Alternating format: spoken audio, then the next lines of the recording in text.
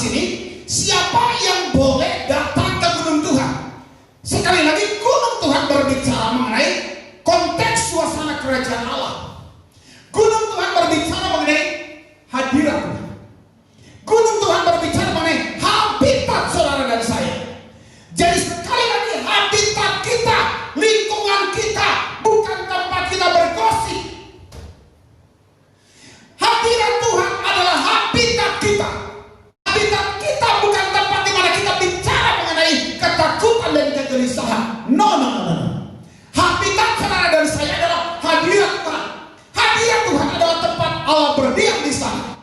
Dan bukankah firman Tuhan berkata, kalau ada hadirat Tuhan, di sana ada kelepasan, di sana ada kesembuhan, di sana ada mujizat, di sana ada pemulihan, di sana diberkati. Yang percaya tepuk tangan yang terbaik bagi Yesus kita. Pertanyaannya siapa? Orang seperti apa yang boleh berdiam di gunung Tuhan? Number one. Yang pertama adalah orang yang tidak bercela, yakni orang yang lurus hatinya dan benar perbuatannya. Hatinya lurus, nggak neko-neko, nggak menyimpang ke kiri dan ke kanan. Hatinya lurus. Hati suami sama istri lurus. Hati istri sama suami lurus. Sekalipun ada cewek yang lain, tapi karena hatinya lurus sama istrinya, dia tidak punya will.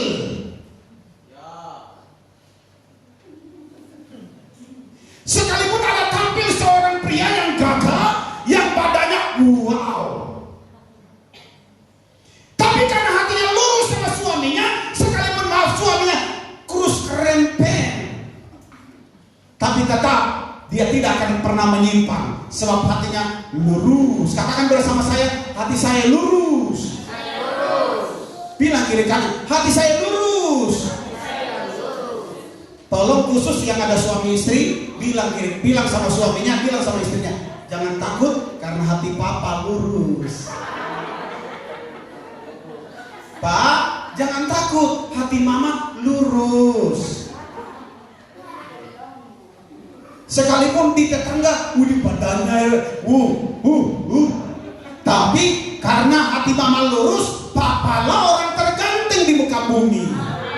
Sekalipun realitanya mungkin tidak.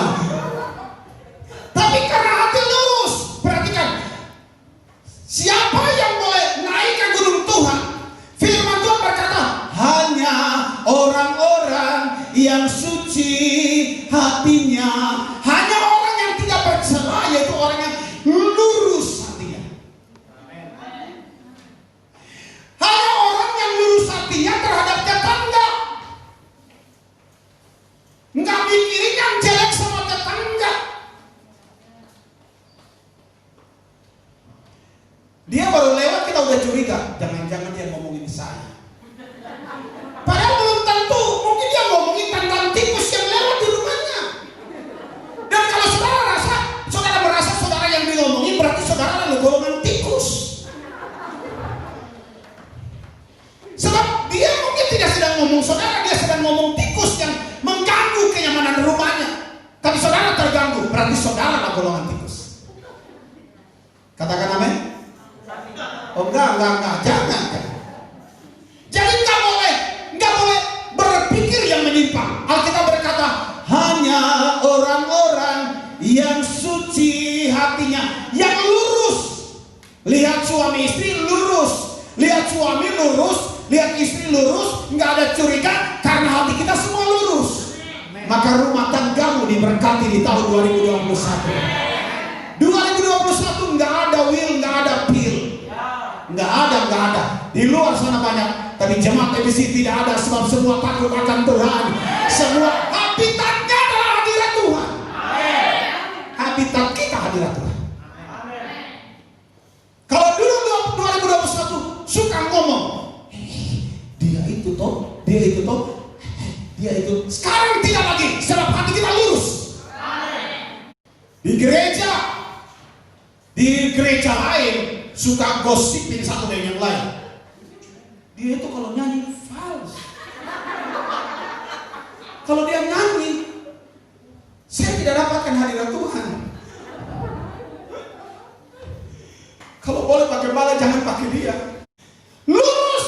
Mari di 2021 kalau hati kita mulai bengkok, luruskan hati kita. Sebab hanya orang-orang seperti ini yang boleh naik ke gunung Tuhan, tempat Allah berdiam. Hadirat Tuhan adalah habitat hidup kita. Yang benar perbuatannya. Lurus hati artinya hidupnya tidak bisa kompromi dengan dosa.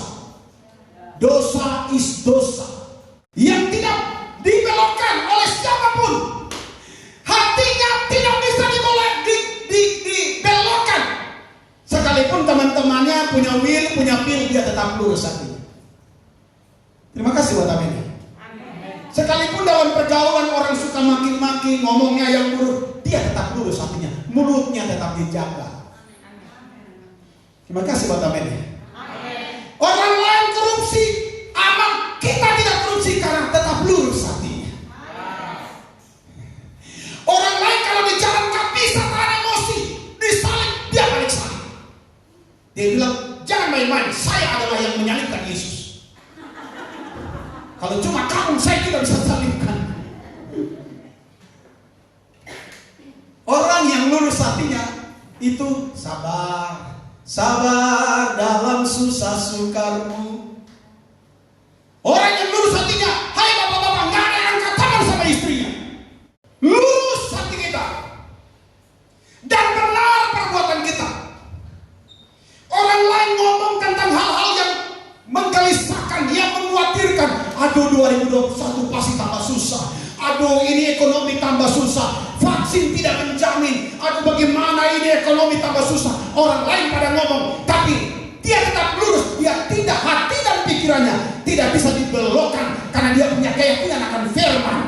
Dia percaya dia punya Tuhan Allah yang besar. Allahku akan memenuhi segala keperluanku menurut kekayaan dan kemuliaannya dalam Kristus Yesus. Yang percaya tepuk tangan yang terbaik bagi Yesus kita. Lurus. Jadi orang lain khawatir, kita nggak khawatir karena lurus. Orang lain gelisah, mereka nyanyi resah dan gelisah menunggu di sini. Tapi kita nggak pernah resah dan gelisah karena hati kita lurus. Lurus dan percaya kepada Tuhan. Perhatikan, tidak dibelokkan untuk melanggar firman yang dihidupi dan diyakini. Jadi kalau saudara udah meyakini firman, jangan terpengaruh dengan yang lain. Jangan mau dibelokkan. Jangan mau. Jangan mau. Katakan bersama saya, jangan mau. Bilang kiri kanan, jangan mau coy. Jadi peganglah firman. Jangan, kalau kita punya firman, kita tidak mudah dibelokkan. Keyakinan kita, perbuatan kita tidak mudah dibelokkan. Sebab kita punya keyakinan akan firman. Mazmur 15 ayat 2. Melakukan apa yang adil atau melakukan apa yang benar. Perbuatannya selalu adil dan benar. Ayat 15. Tidak berbuat jahat terhadap temannya. Jangan berteman tapi menusuk dari belakang. Tidak ada. Pernah nggak saudara dengar cerita begini? Berteman dua orang, berdua bersahabat, lalu satunya menyuruh temannya, hei, aku suka cewek itu. Tolong dong, macam pelangin dong. Tolong tembak dia untukku. Tapi realitanya dia tidak tembak untuk temannya, tapi dia tembak untuk dirinya sendiri. Pernah nggak? Alasannya begini, iya sebenarnya saya tembak untuk kamu, tapi dia bilang kamu nggak berani, kamu banci nggak berani, aku gentleman makanya dia terima aku. Ini namanya dia tusuk dari belakang. Saudara-saudara, Mazmur 15 ayat 3, tidak berbuat jahat terhadap temannya, tidak menimpakan celaka, cedera kepada tetangganya. Dia bertetangga yang manis. Jangan bertetangga suka berkelahi sama tetangga. Kalau ada di antara saudara yang suka berkelahi sama tetangga, bertobatlah, karena kerajaan Allah sudah dekat. Sumber air sudah dekat. Tapi aku percaya sebagai Yesus Kristus, jemaat edisi tidak ada yang suka berkelahi sama tetangga. Cuma tetangga yang suka berkelahi sama kita. Sama saja. Iya Pak Gembala, aku nggak suka berkelahi sama dia, tapi dia yang suka berkelahi sama saya. Sama saja, sami mawon podo wae. Yang kedua sekarang, Pak, siapa yang boleh naik ke gunung Tuhan? Mazmur 15 ayat 2. Hanya orang yang mengatakan kebenaran, yang mulutnya selalu berkata-kata yang benar, yang tidak suka berbohong, tidak menyebarkan fitnah dengan lidahnya atau dusta. Ya itu ya, tidak itu tidak. Saya berdoa kalau bapak-bapak bilang sama istrinya, sayang, permata hatiku, jantung hatiku, buah hatiku, cinta-cintaku, kekasihku. Percayalah, cintaku hanya padamu seorang. Kalau tidak percaya, belalah dadamu. Saya sarankan ibu-ibu cepat segeralah ke dapur. Ambillah pisau dan belalah dada suaminya untuk memastikan apakah benar hatinya tulus dan mencintai hanya ibu-ibu seorang. Jangan ya, tolong jangan, sebab kalau demikian saya yang akan dipenjara sekarang. Tapi saudara yang dikasih Allah, perhatikan mulut kita ketika suaminya berkata, "Ma, percaya." Sekalipun di dalam pekerjaan saya banyak ketemu dengan wanita, tapi percaya, aku takut akan Tuhan. Tidak akan pernah tergoda oleh siapapun sebab aku takut kepada Tuhan. Maka hai ibu-ibu, percayalah suami. Kalau istri-istri yang kemudian ngomong sama suami, percaya sama istri, maka rumah tanggamu akan bahagia dan diberkati. Yang ketiga, siapa yang boleh naik ke gunung Tuhan? Mazmur 15 ayat 4b. Mereka yang memegang sumpah atau janji walaupun rugi.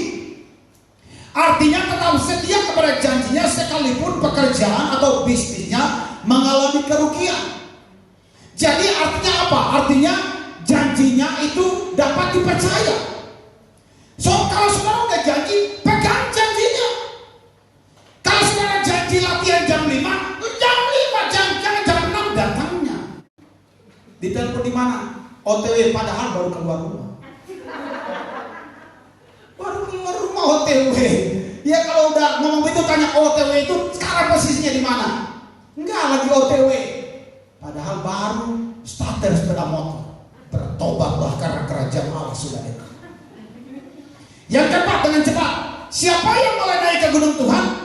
Yang tidak meminjamkan uang dengan makan riba. Saya menyampaikan ini di awal 2021 supaya seluruh jemaat edisi diberkati oleh Tuhan.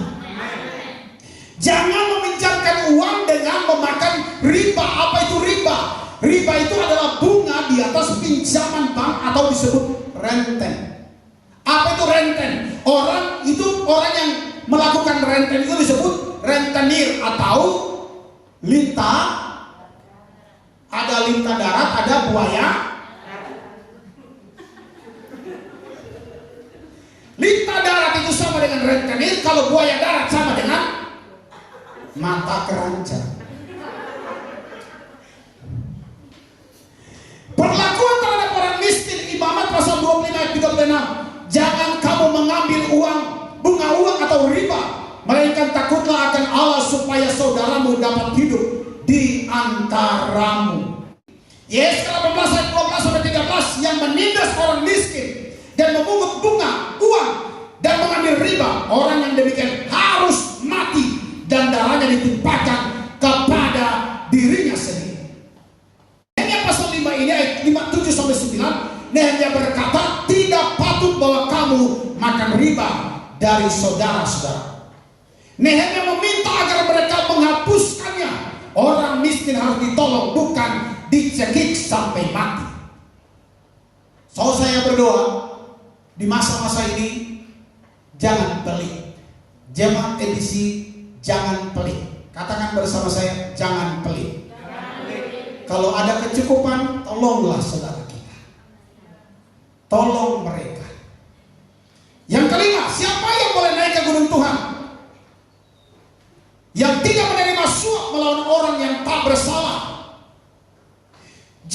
saudara, sekarang orang yang benar bisa jadi salah, orang yang salah bisa jadi benar. Tetapi perhatikan, di hari-hari ini Tuhan mau menuntun saudara dan saya untuk punya integritas. The year of integrity. Apa itu integritas? Integritas ini definisi integritas.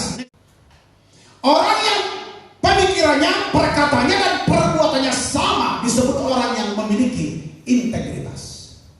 So, saya mau beritahu, hanya orang yang tempatnya di dalam hadirat Tuhan, yang habitatnya dalam hadirat Tuhan, dia punya integritas. Pikirannya, perkataannya dan perbuatannya same, no difference, bukan beda tapi